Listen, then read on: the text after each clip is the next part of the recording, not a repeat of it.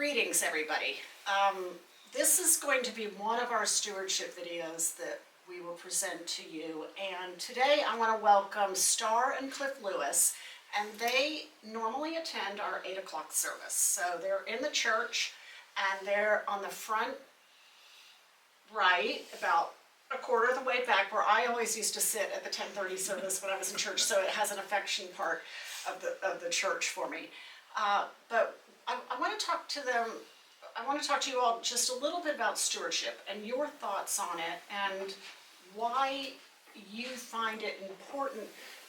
The whole message of stewardship is we're giving thanks to God for what we have. And it's a way for us to give back and to acknowledge that we're thankful for our gifts. And stewardship is a three-pronger. It's time, treasure, and talent. And Cliff, I know that you give your talent and your time. Cliff comes and counts. He's one of our money counters. What is it, about once a month? Yes, it's about once a month. Yeah, we have a team of people that come and count all the money and the checks that arrived in that week prior. So Cliff is on a team. It always has to be 2 people minimum, and they cannot be related. We have our rules on how these things happen. So you're a counter, but anyway, what are your thoughts on stewardship and the giving part to a church and Old Donation? I'll start it off, and you jump in anytime that you want to, Starr. I grew up in the Baptist church. In the Baptist church, they emphasize stewardship. And in addition to stewardship, they emphasize tithing. So most of my life, I have been a tither. That there was a period of time when I was first married, and my wife and I and 2 boys were living on a teacher's salary, and that was very difficult at the time. But one year we decided that we were going to tithe. Now, that was a big step for us at that time, but we did it. And we found that the good Lord blessed us, and we had as much money after we paid our bills as we had before.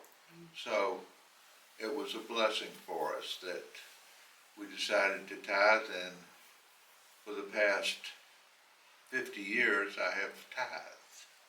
And if you're not familiar with being a tither, that means that you give 10% of your income. Right. Part of, I think, our fear of making a pledge, a yearly pledge, is what we are asking of people, and being a tither is a fear of scarcity. I'm not going to have enough.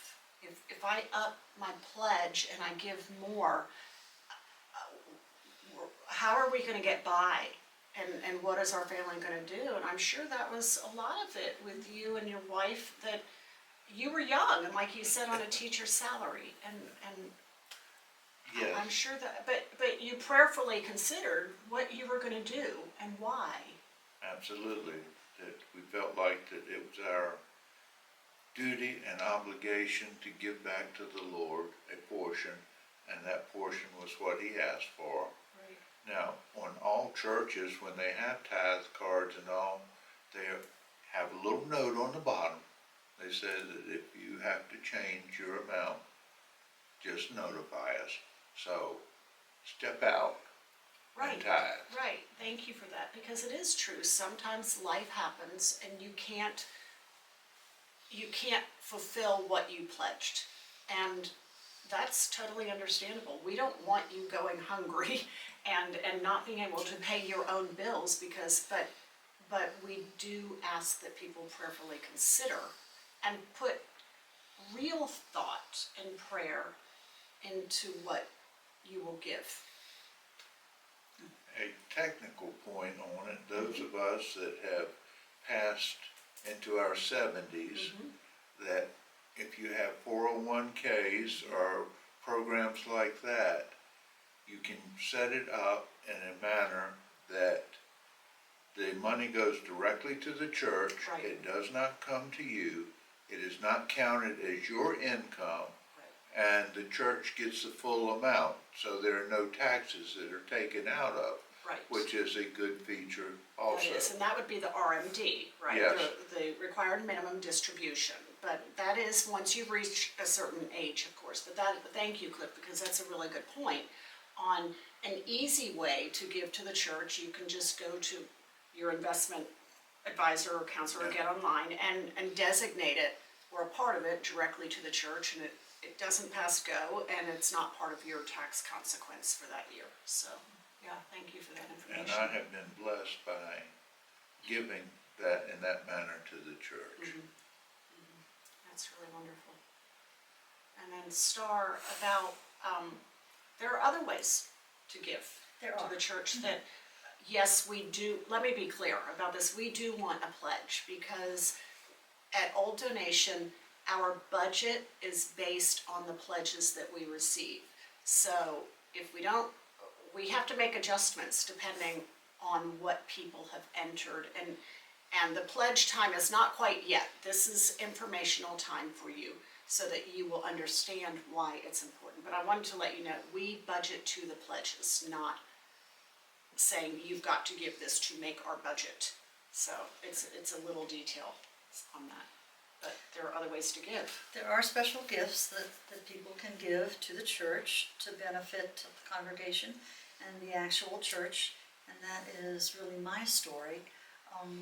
Before I was married to Cliff, I married a businessman here from Virginia Beach, and he was quite a businessman and acquired a good deal of money, and unfortunately in 2015 he died, and he stipulated in his will that part of the money be distributed at my discretion wherever I thought it might do the most good. Right, At that time, I was going to Old Donation, and I really never thought of donating any money until one Sunday I sat in the pew and the organ was playing, and this dreadful sour note came out, and it was alarming.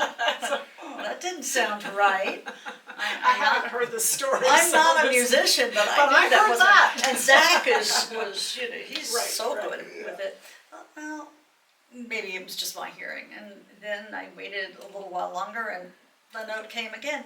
So I thought, I'm going to talk to the minister then, Bob Randall. You can say it, Father Bob. is Father here. Bob, and ask him, how old is that organ up there, and do you need a new one?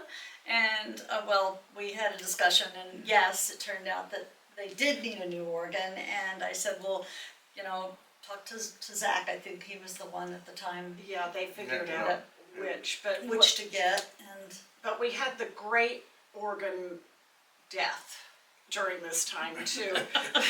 that it we had a power surge and it killed that organ. So I don't know whether the Lord was working in mysterious ways. Probably. You know, we got the sound, then we had the power surge, but the organ did die. So for Starr to be able to come through with this, so that's a big expense. We bought a beautiful Italian Viscount organ. Bob and Zach researched what do we need, and we didn't have to worry about that part of our Right. music program because music is a big deal in it is church. It adds so much. People love to sing in church. Yes, yes. I don't, because I'm not a musical you person, appreciate it. but everyone else drowns me out, so it's not so bad. Right. But you know, it's lovely when everyone can get together and sing a hymn. Yes. So this has Yes. certainly enhanced that part of the service. Right, so these are special gifts on top of a pledge. And not everybody has the wherewithal to be able to do that, but this is such a blessing that you recognize the need. You went to the rector and said, hey, this is what I'm hearing or seeing. I'm in a position that I can help and do something, and I want to help, and I want to make this part of Old Donation even better. And that's a real blessing and a testament to your faith, and just being able to look around to see where a need is. Well, speaking of looking around, I was looking at the pew in front of me and did so each Sunday I came to church. Right. I'm looking, is that dirt or scratches on the back of the pew? Yes. And yes, to all Yes of is those the things. answer. And so I had, talked to Bob Randall, and I said, are these really old? He said, well, they're pretty old. I said, well, they could use this refinishing. And he said, well, they could. And so that's when we started the search for someone who could refinish the pews. Right now in the church, there are no pews, just the floor, that's Okay, it. you can thank Starr for the reason that we have no pews right now. No. For those Thank of you. you that are a little cranky about going into the Great Hall, it's It's all true. her fault. It is my fault, I own But that. what a great thing to take fault for, Well, right? yes, and I think it's going to make the church so much better looking inside. People Yes. are going to really enjoy sitting on Even it. more. I hope even so. More. Oh, there, yes, we're We very will be excited. proud to say this is our church. Yes, That's the yes, I whole Right. think that And- that's true. And it's really taking an in-depth interest in the preservation of our church. Absolutely. And I know you are a history person, and you want things preserved and just right, and this is important. So again, you opened your eyes, you saw a need, and you went to the rector and said, hey, this is what I'm seeing, is this possible? And I can help on this. Yeah, So, and it's something I really didn't think about changing anything material in the church. right. But a church is just like a house. It's a house of God. And in our own houses, things wear out, they become old, they need to be replaced. Right. And this was the story in Old Donation Church. Things had worn out. They'd served their time well, but they needed to be replaced. Right. And Or so, refurbish.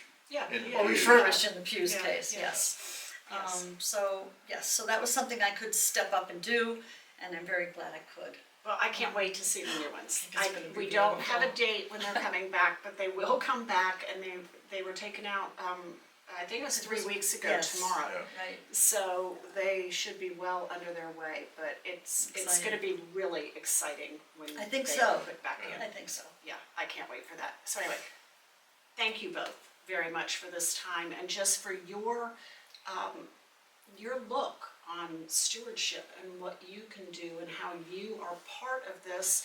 And, I want to emphasize the picture behind us is we are ODEC. And we are the ones that make it happen. I tell people all the time, the Episcopal Church is not clergy-centric. We can't be a church without the people.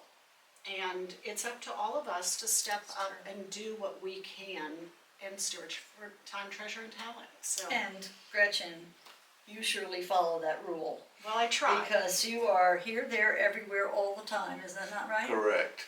I You try. are. I Well, try. you So, tried very well. well, we all work together on this, That's right? true. And We're we one are, family. We are all ODEC. So, Right. thank you very much for taking your time to watch this, and we will see you again soon.